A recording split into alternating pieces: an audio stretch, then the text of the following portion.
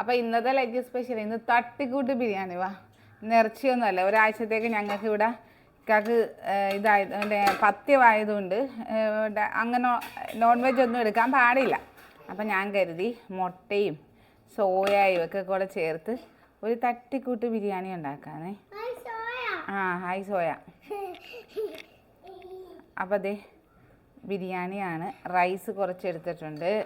പിന്നെ അതെ നമ്മുടെ സോയ ആണേ, സോയ ചങ്ക്സ് ഇല്ലേ, അത് ഇവിടെ ഇത് കണ്ട, ചെറുതിനൊക്കെ ഭയങ്കര ഇഷ്ടമാണ്.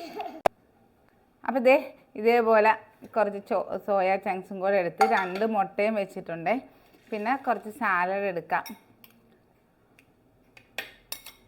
ബിരിയാണി വെജാണോ മുട്ടയാണോ എന്ന് ചോദിച്ചാൽ അറിയാൻ പാടില്ല. കാര്യം എല്ലാം കൂടെ മിക്സഡ് ആയിട്ടുള്ള ഒരു ബിരിയാണിയാണ് എടുത്തത്. അപ്പോൾ നമ്മൾ എന്തുവാണോ ഉള്ളത് അത് നമ്മുടെ സ്പെഷ്യലായിട്ട് നമ്മൾ എടുക്കുമ്പോഴത്തേക്കും അത് നമുക്ക് ഭയങ്കര സ്പെഷ്യലായിരിക്കും അല്ലേ. ഇത് മുട്ടത് 2 ഓൾ എഗ്ഗ് എടുത്തിട്ടുണ്ട്. അതുപോലെ തന്നെ ഇതിനകത്ത് സോയ കിടപ്പുണ്ട്. കുറച്ച് സോയ ഇതേപോലെ റോസ്റ്റ് ചെയ്ത് എടുത്തിട്ടുണ്ട്. സാലഡും ഇത്തിരി അച്ചാറും, അതാണ് ഇന്നത്തെ. അപ്പോൾ ഇതിനകത്തും എന്താ പറയുക, ലാസ്റ്റ് വരുമ്പോഴത്തേക്കും ഒരിത്തിരി പശുനെയ്യ് ചേർത്ത് കൊടുക്കും.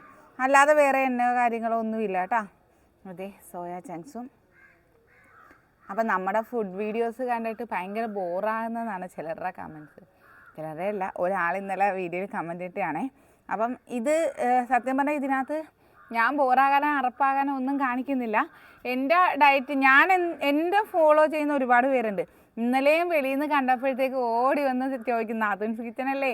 അപ്പം നമ്മൾ എന്താ പറയുക, എന്തെങ്കിലും കഴിക്കാനെടുക്കുമ്പോൾ ഇത്താടെ വീഡിയോ കാണും. ഭയങ്കര മോട്ടിവേഷനാണ് അത്.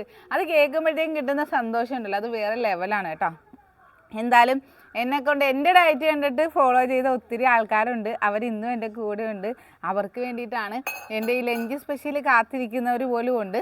അപ്പോൾ അവർക്കൊക്കെ വേണ്ടിയിട്ടാണ് നമ്മുടെ ഈ ലഞ്ച് സ്പെഷ്യൽ കൊണ്ടുവരുന്നത്. അപ്പോൾ അത് ഇന്നത്തെ എൻ്റെ തട്ടിക്കൂട്ട് ബിരിയാണിയും സോയ ചങ്ക്സും എല്ലാം കൂടെ ചേർത്തിട്ട്